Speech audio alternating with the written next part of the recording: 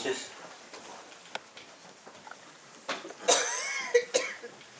Yo voy a empezar mi exposición, como siempre intento, quizás porque mi profesión, a la que he dedicado mucho tiempo, ha sido la enseñanza. Y yo he querido que mis alumnos, más que aprendieran lo que yo decía, aprendieran a pensar, a reflexionar. Mi intervención de hoy, por tanto, quiere provocar en vosotros una reflexión, que vuestras cabezas comiencen a pensar y a sacar las conclusiones. Y para eso voy a comentar dos noticias de los informativos de hoy. Para empezar, la primera es el jolgorio, la inmensa alegría que en determinadas zonas de España, medios de comunicación, políticos, ha habido con la victoria de François Hollande. Y después la estupefacción con la que los resultados han dejado a Grecia con un parlamento muy dividido, en donde los partidos mayoritarios, hasta hace poco tiempo, han sido diezmados. Vamos a comentar esto un poco. Somos un país tremendo. En cada momento hay un hecho revolucionario. El de las 7 y 1 minuto, 7 y 2, 7 y 3. Somos incontinentes a la hora de hablar. Hombre, es mejor que haya perdido Sarkozy. Pero François Hollande, se abre un interrogante. Vamos a ver. Vamos a ver. Pues nada, esto es el inicio del cambio, Europa va a transformarse, y lo malo, compañeras y compañeros, que el pueblo se lo sigue creyendo. Eso es lo dramático. A mí que digan los locutores o los comentaristas, a lo mejor viven de eso. Lo primero que ha hecho, me lo ha comentado el camarada Paco Dasís, François Hollande, es solicitar una entrevista con el G20, con Barack Obama, con la OTAN y con la señora Merkel. Tal vez porque realmente él está reconociendo como futuro presidente dónde está el poder. El poder económico, el poder político y el poder militar. No está mal si es por reconocimiento. Pero yo quiero utilizar la memoria para recordar que también François Mitterrand inició un gobierno de izquierdas que tuvo que claudicar ante las presiones de todas estas potencias. ¿Qué estoy diciendo? Que está muy bien que haya comenzado una esperanza, que ojalá no sea un espejismo, y que hay que ver en qué acaba esa esperanza. Y lo mejor que podemos hacer es empezar a ocupar zonas de la calle defendiendo las posiciones que parece ser que va a tomar y exigiéndolas que se tomen en España. Si François Hollande comienza a hacer una política siquiera medianamente contraria a lo que hay ahora, hay que apoyar a ese hombre. Y hay que apoyarlo si va en ese camino, intentando empujar aquí en España.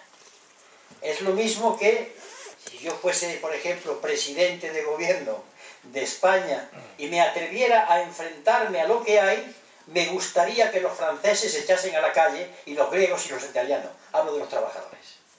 Porque el combate es europeo. ¿Me vais entendiendo? Por tanto, ante la información, creo que alegría, pero muy mesurada, esperando a ver qué es lo que pasa. Porque lo que hay enfrente no es manco, ni es moco de pavo. La segunda, el resultado de Grecia. Pues, ¿qué va a pasar? Un país fragmentado, dividido, porque ha sido un país invadido por sus propios políticos y sus propios banqueros.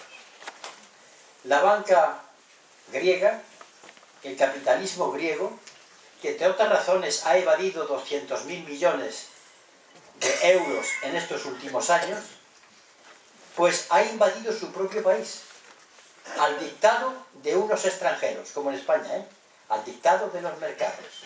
Yo creo que ha cometido un delito de traición para con los griegos. Y cuando eso ocurre, el pueblo griego comienza a tomar distintas opciones y ha producido un parlamento que demuestra la situación de caos en la que vive la población. Está angustiada. Se han dado casos de suicidios. Y por tanto, esto es. Habrá que ser muy inteligentes en Grecia, las fuerzas que están por cambiar las cosas, y tienen que tener el apoyo de todos nosotros. Como pueda, con la palabra, con la acción, intentando saber qué es lo que va a pasar. Porque en Grecia también se abre una posibilidad, esperemos, no lancemos las campanas al vuelo, de que podamos invertir las cosas. Pero cuando esto se está comentando a las pocas horas de lo que ha acontecido, me acabo de enterar hace un momento, me lo ha dado Radio Nacional de España, que me ha hecho una entrevista, que Bankia ha sido intervenida y el presidente del gobierno ha dicho que va a rescatarla con dinero público. Aquí hemos llegado. Es decir, una mafia bancaria.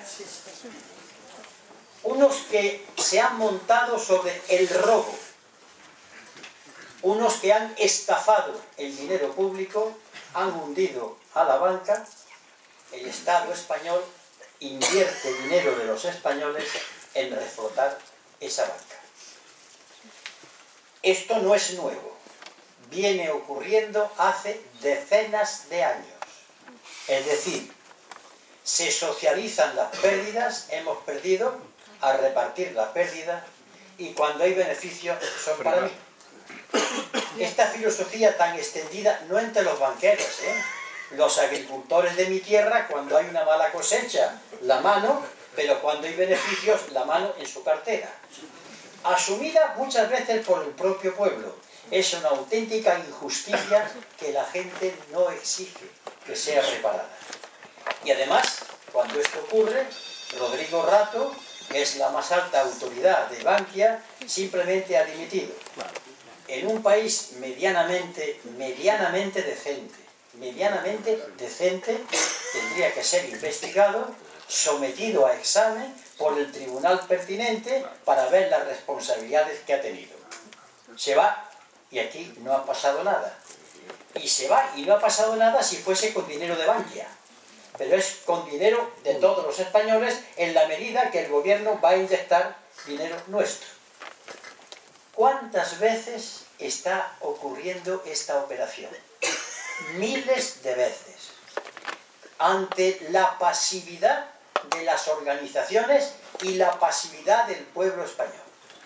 Yo no generalizo, pero tengo que decir con mi experiencia, y a veces indignado, que como pueblo tenemos unas tragaderas tan grandes como las cataratas del Niágara. Y esas tragaderas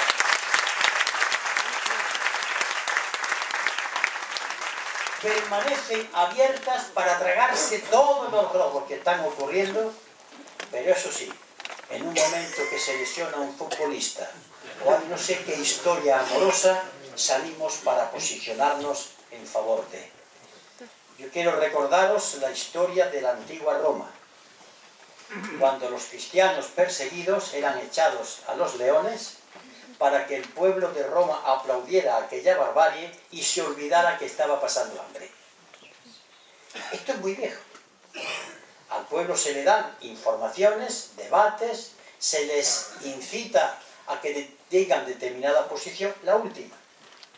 Un día aparece en televisión que esa señora tremenda, presidenta de Argentina, ha nacionalizado una empresa española. Y yo que ando mucho por mi ciudad, oigo en el bar que tomo el café, no a banqueros, a trabajadores normales. Hay que ver la tía esa. Algunas veces digo, hay que ver los burros. Los burros. Grandes verdades como puños. La tía esa no ha hecho sino utilizar un mecanismo que está en la Constitución española. El Estado español puede, en un momento determinado, nacionalizar cualquier empresa extranjera. Luego, por lo pronto, esa señora ha utilizado un mecanismo legal. Segunda cuestión. ¿Por qué somos como somos? Que cuando un locutor en televisión dice han atacado a una empresa española, pensamos primero en la palabra española y no en la palabra empresa? ¿Por qué embestimos tantas veces al mismo capote? ¿Por qué somos toros bravos, es decir, toros tontos? ¿Por qué un toro que no fuese bravo embestiría al torero, no al capote? Seguimos insistentemente dejándonos llevar por la televisión. Y además, esa empresa no es española, que aunque lo fuera, la señora presidenta de Argentina ha recabado para su país lo que es de su país. Lógico. Y eso es lo que hay que hacer. Que otros no lo hagan, se irá en su baldón. La empresa no es española. La empresa es extranjera. Bueno, y aquí tenemos a comentaristas y a una parte del pueblo español viendo que muy mala esa señora lo que ha hecho. Pues bien, ante eso yo voy a hacer una reflexión, porque también como profesor de historia tengo que decir que yo me hice historiador porque quería saber lo que pasa hoy en día. Yo no me hice historiador porque a ver lo que pasó entonces, no me interesa. Me hice historiador porque lo que pasó entonces tiene consecuencias para el hoy. La idea del libro surge de una conversación entre el editor y yo, en el sentido de que hablábamos de lo que está ocurriendo ahora, la Unión Europea, el paro, la crisis económica y una serie de temas parecidos, y el euro. Y entonces comentábamos los dos que para la gente normal esto era algo nuevo. La crisis, es que estamos en la crisis. Y yo observaba a mis paisanos hablar de la crisis como el que habla, ha entrado una nube y ha empezado a llover. Como si eso dependiese de un capricho de la naturaleza que no tiene responsables, que nadie sabe por qué ha sido y que se presenta así por casualidad. La crisis tiene responsables y no es de hoy. Y entonces hay unos textos hechos en Izquierda Unida y en el Partido Comunista de España, tras muchas horas de debates con economistas, en donde salimos a la arena pública a enfrentarnos al Tratado de Maastricht, a enfrentarnos al euro. El euro, ese inmenso disparate, esa inmensa tontería, esa solemne estupidez, consistente en que meter en una misma moneda a países con distinta capacidad económica, sin hacer un presupuesto común, sin una política fiscal común, sin una convergencia social, pierde el más débil, en este caso los países mediterráneos, gana el más fuerte, en este caso Alemania, que impone el marco cambiándole el nombre y se llama euro. Esto lo estamos viendo ahora, pero se dijo hace tiempo, y ahí están los textos que vienen ahí. Los debates que estuvimos cuando el Tratado de Maastricht. Cuando el Tratado de Maastricht en el año 1992, nosotros defendimos que era una tontería. Y tengo que recordar que hubo en el ámbito de lo que se llama propia o impropiamente la izquierda, una especie de visión milagrera de que se iban a acabar los problemas. Hasta los sindicatos mayoritarios apoyaron aquel Tratado de Maastricht, que venía a decir que había que recortar gastos, llegar al déficit cero y buscar políticas de acercamiento en lo monetario. Pero el Tratado de Maastricht se olvidó de hablar de la Unión Política de Europa y vino la moneda única. ¿Y qué trajo la moneda única? ¿No recordáis vosotros un hecho muy simple? Un euro, 20 euros, 20 duros. ¿Quién ha dicho que un euro sea 20 duros? Pero para la mentalidad de la gente, un euro era como los 20 duros. Y entró. Y siguió entrando. ¿Y qué ocurre? Que España, más débil industrialmente hablando, porque los distintos gobiernos, no solamente de la derecha, sino de los anteriores hasta el de Felipe González, han ido acabando con la industria española. Lo tengo que contar aquí en Asturias. Las industrias del Estado, ¿o no lo sabéis? Han estado vendiéndose. Nos hemos quedado sin tejido industrial. ¿A cambio de qué? A cambio de que entramos en Europa. Me ha recordado la visión de ciertos pueblos de mi tierra del campesino modesto que tenía el casino de los pequeños propietarios, pero que aspiraba a entrar en el casino de los grandes señores. La estupidez y la cretinez de pensar con complejo de inferioridad que aquellos son superiores. Es un hecho muy hispánico y muy propio de ciertos políticos con complejo de inferioridad. Pues bien, cuando esto ocurrió, nosotros nos enfrentamos, nos dijeron de todo, y están ahí los textos. Si le tapáis la fecha, veréis que parecen hechos ahora. Y hay algunos del 77, del 80, del 80 y tantos. ¿Es que teníamos nosotros una visión especial? ¿Estábamos tocados por cualquier divinidad y entrábamos en trance, veíamos lo que iba a ocurrir? No. Simplemente que teníamos una manía, que me gustaría que continuara, que éramos hombres y mujeres que estudiábamos. Que estudiábamos no es que vayas a la universidad, que leíamos, que pensábamos colectivamente y discutíamos, y los números y los datos y las posiciones de determinados economistas nos estaban diciendo que aquello era una barbaridad. Pero hay que ver la gente, el euro, Europa, ya está ahí la barbaridad. Pero esa barbaridad, repito, no ha venido de pronto, está ahí, en esa época, en ese momento. Lo mismo que cuando se plantea otras barbaridades. Se nos ha dicho que el Estado no sabe administrar las empresas. Se nos ha dicho que es mejor que las empresas las privatice el Estado y pasen al sector privado, porque en el sector privado las empresas se administran mejor. No es cierto. Hay empresas que se han privatizado y han acabado en la ruina, porque hay otro problema. ¿Por qué se han privatizado las empresas? Por una razón que le venden al pueblo, y esta vez dice, pues está bien. Es que si yo vendo las empresas, recojo dinero que lo puedo invertir en hacer obras y redunda en beneficio del pueblo. Y así pago trampas, pago el déficit. Bien, imaginaros a Juan Sánchez García, que tiene un déficit. Es decir, él gana todos los meses 100, pero el gasto de comida y de ropa y de la luz y el gas son 120 y no puede bajarlo. Tiene un déficit de 20. ¿Qué puede hacer Juan Sánchez García para que ingresen 120 euros, que es lo que gasta? Se llama eso el déficit estructural.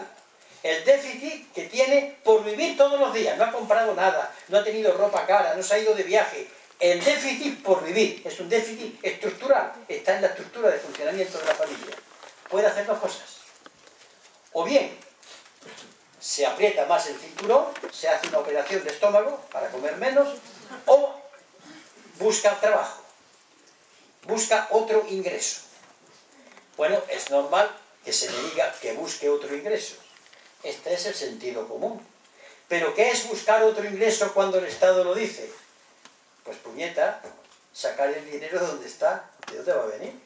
De los impuestos de los que tienen, de la SICAP, que son empresas de inversión de capital variable que tenían que pagar al 18% y pagan el 1%, que lo saquen de lo que en este país se estafa la Hacienda, 270.000 millones de euros. Entren ustedes en internet, busquen Gesta, con TH, una asociación de inspectores de Hacienda que viene denunciándolo hace tiempo, 270.000 millones de euros. Entren ustedes a ver la cantidad de subvenciones que reciben determinadas empresas. Entren ustedes a ver cómo se hace una amnistía fiscal. Entren ustedes a ver lo último del gobierno. Niño, no has pagado al Estado 100, pero si me das 10, quedas santificado. O bien, dentro de esa filosofía, lo del propio Urdangarín, no se preocupe, señor juez, si yo devuelvo 10 de los 100 que me he llevado, yo no voy a la cárcel. O sea, pero no lo tragamos, que es lo duro. Que lo grave es que no lo tragamos y decimos que eso es así. Pero volviendo a lo mismo, no se buscan más ingresos, sino que se recortan los gastos en educación, en sanidad, en inversión pública, y es verdad que existe el déficit. Pero no podíamos hacer una operación que consiste, voy a intentar buscar un poco de trabajo o una actividad y el déficit lo voy a ir siguiendo, manteniendo poco a poco, a ver si lo voy eliminando, porque yo no puedo cortarme todos los días 20 euros todos los meses, porque es que muero. No, las órdenes son tajantes, hay que recortar, hay que recortar. Y entonces el discurso del recorte se viste como el discurso del bien común. Trabajadores, despido libre para que haya pleno empleo. Señoras y señores, reformas en sanidad para que haya sanidad para todos. Señoras y señores, reformas y recortes en educación para que todo el mundo tenga una educación. Y todas las medidas que se van tomando siempre terminan con la misma coletilla. Os invito a que lo veáis en la televisión cuando aparezca. Para crecer y crear empleo. Para no sé qué, crecer y crear empleo. Está lloviendo en Asturias, para crecer y crear empleo. Es una muletilla que se repite para que el consciente vaya asimilando que todo se hace en nuestro beneficio. Que la puñalada al corazón es para que podamos vivir. Y además decimos bendita puñalada porque esto nos va a permitir vivir. Estoy exagerando, ya lo sé, soy andaluz, pero estoy hablando de hechos que son realidades. Mi exageración consiste en esa cosa que tenemos los andaluces, de ser un poco barrocos hablando, pero lo que estoy diciendo es justamente esa verdad. Pues bien, ante ese problema del déficit, había la opción de buscar los ingresos o hacer los recortes, se van por los recortes y se privatiza. Imaginemos otra vez a Juan Sánchez García, que el hombre tiene un déficit estructural de 20 euros. Tenía 100, gastó 120, 20. Y como no tiene ingresos, y como no está dispuesto a recortarse, piensa y tiene una idea genial. Voy a vender el tresillo y las sillas del comedor. Bien, el siguiente mes puede pagar los 20 euros. Pero el siguiente mes voy a vender lo que puedo de cocina. Otro mes más en que paga su deuda. Al siguiente mes voy a vender el dormitorio. En verano se puede dormir en el suelo. Y llega un momento que ha vendido todo y no tiene entonces con qué operar. Eso es la privatización del sector público de la economía. Han vendido gas natural, Endesa, Telefónica, el Sursum Corda han vendido y prefieren seguir vendiendo. Hasta que no quede absolutamente nada. No importa. Porque entonces entra la empresa privada, que es la que, gracias a que ha comprado, puede crear puestos de trabajo. Sigamos el hilo. Pero la empresa privada española se encuentra que tiene que competir, porque en esta Unión Europea unos compiten con otros, no se llevan como hermanos, no. Procuremos nosotros hacer lo mejores que los alemanes, que los franceses, que los italianos para poder vender. Claro, y si los franceses y los alemanes venden, entre otras razones porque llevan muchos años investigando y tienen mejor tecnología, ¿qué nos queda a nosotros para poder vender los productos más baratos? Que los sueldos bajen. De matemática pura. Pero seguimos pensando que efectivamente tiene que ser así. Es decir, antes del euro, cuando nuestro país necesitaba vender para poder equilibrar lo que se llama balanza de pagos, acudía a la medida de devaluar la peseta. Automáticamente la peseta bajaba, pero lo que vendíamos al exterior era más barato. Aunque lo que traíamos de fuera era más caro, pero se procuraba no entrar, no traer cosas. Bueno, y así íbamos tirando.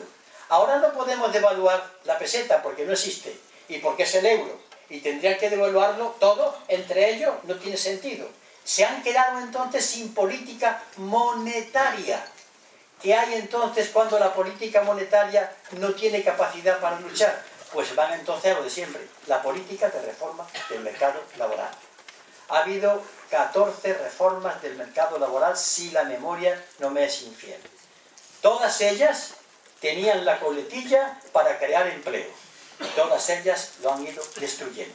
Pero se sigue creyendo que esto es algo necesario.